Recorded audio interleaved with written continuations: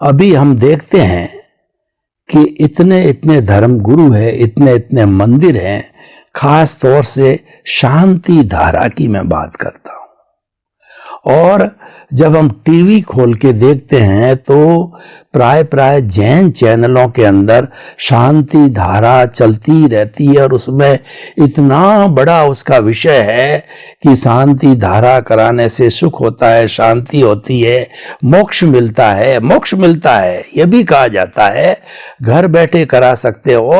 और वो सारा आधार पैसे का होता है, इतना पैसे से, इतने पैसे से। और उसके अलावा भी भगवान की ये मूर्ति बिठाओ, इतना पैसा है, ये मंदिर बनाओ, ये करो, मतलब कुल मिला करके वहां पैसा जो सेंटर में आ जाता है। और उसको मूल पैसे से मंदिर बने कोई बुराई नहीं है, परंतु उसको मुक्ति से जोड़ दिया जाता है। ये बकायदा ये बताते हैं कि आप यहां पुण्य का अर्जन करोगे तो आपको मुक्ति की ओर ले जाएगा। और ये चलता ही रहता है, मुख्य आधार बना हुआ है। और इसी आधार के ऊपर इन्होंने इतने बड़े मंदिर, और हमको कोई एतराज नहीं, हमारा कोई क्रिटिसाइज नहीं है, मंदिर बने तो अच्छी बात है, कोई बात नहीं है। लेकिन मुक्ति से जो है इस पैसे को जोड़ना, शांति धारा कराना कि सुख मिलेगा, शांति मिलेगी, मोक्ष मिलेगी, तो ये मुक्ति से जो जोड़ते हैं, यहां मेरा एक प्रश्नवाचक है। तो अध्यात्म विज्ञान इसके बारे में क्या कहता, हम समीक्षा करना चाहते हैं। हमें अपनी अपनी मान्यता परंपराओं, किसी को हर्ट नहीं करना है और किसी के प्रति कोई राग द्वेष नहीं, हमें तो मात्र जो है वो सनातन सत्य को जानना है। प्रश्न के लिए धन्यवाद। सबसे बड़ी बात यह है कि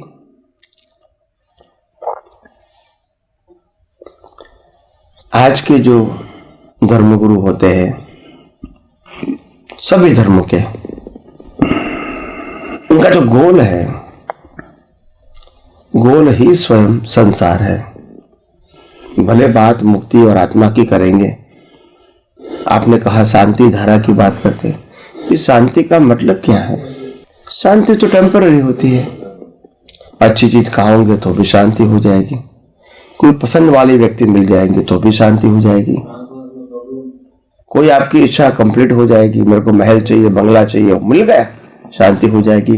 पसंद की जॉब मिलेंगी, शांति हो जाएगी थोड़े समय के लिए।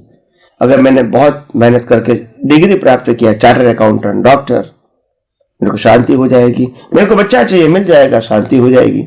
बच्चे की शादी हो जाए, ऐसा मैं मानता हूं 2-4 साल से हो गई, शांति हो जाएगी। तो ये शांति से क्या मतलब है?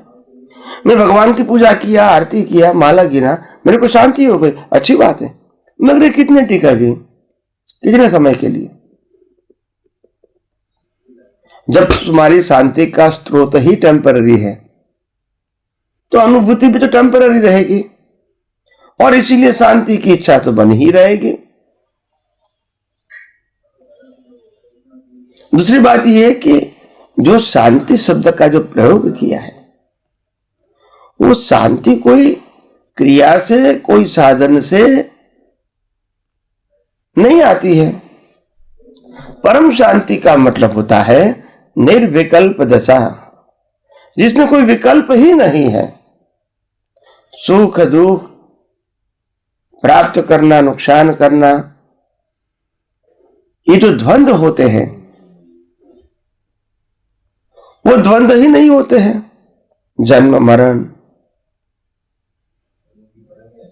तो क्योंकि ये मान्यता है ये कोई सनातन सत्य नहीं है। तो परम शांति तब होगी जब आपका सेंटर पॉइंट आत्मा होगा, और आत्मा के अलावा जो भी दुनिया दिखती है उनमें भी आपका सेंटर पॉइंट होगा कुदरत, कुदरती कानून और कुदरती रचना। तो स्वाभाविक ही आप निर्विकल्प बनते जाओगे, और निर्विकल्प ही तो शांति है। विकल्प ही नहीं उठता है। निर्विचार दशा, निर्विचार दशा का मतलब यह नहीं है कि विचार नहीं आएंगे, विचार तो आएंगे। जो भी हमने चार्ज किया है वो तो डिस्चार्ज होगा, मगर विचारों की असरों से मुक्त रहना वो निर्विचार दशा है। विचार तो महावीर को भी था, क्योंकि वो तो परिणाम है ना, तो महावीर क्या कर सकता है? और वो तो महावीर के मन वचन काया के साथ जुड़ा है, आत्मा के साथ नहीं जुड़ा है। और महावीर को केवल ज्ञान हुआ तब आत्मा का अनुभव हुआ था, मन वचन काया का नहीं। तो मन वचन क्या काया क्या करता है, वो तो सब्जेक्ट ही नहीं है। और इसीलिए विचार तो आएंगे मन में, मगर वो विचार के असर मुक्त हो गए, वो निर्विचार दशा। जवान तो बोलेंगी संजोग के अधीन, मगर वो बोलते समय अगर भाषा का मालिक नहीं रहे तो वो टैप रिकॉर्ड हो गई। और अगर क्रिया करते हैं, क्रिया के भी आप करता नहीं रहे, करवाने वाले नहीं रहेंगे, तो फिर जो कुछ भी क्रिया होती है उससे आप अलिप्त हो। तो इसीलिए आध्यात्म के मार्ग में तो साफ बोला जाता है कि हमको अगर आध्यात्म के मार्ग में आगे बढ़ना है तो ये सभी प्रकार के स्टेशन को, ये सभी प्रकार के स्टैंडर्ड को पास करके ही हम आगे जा सकते हैं अपनी दृष्टि से। और खास बात बार बार कहूंगा, आध्यात्म मार्ग वो विजन का मार्ग है, आर्ट ऑफ विजन। आध्यात्म मार्ग वो मन वचन काया का मार्ग नहीं है, मन वचन काया का सब्जेक्ट का मार्ग भी नहीं है। तो इसीलिए हम अपने जीवन में आगे बढ़ने के लिए ये आध्यात्म विज्ञान को जितना गहराइयों से समझने की कोशिश करेंगे, मैं मानता हूं आपको आगे बढ़ने में कोई कठिनाइयां नहीं आएगी, क्योंकि आध्यात्म विज्ञान दृष्टि का विषय है और दृष्टि में बिल्कुल सिंपल है।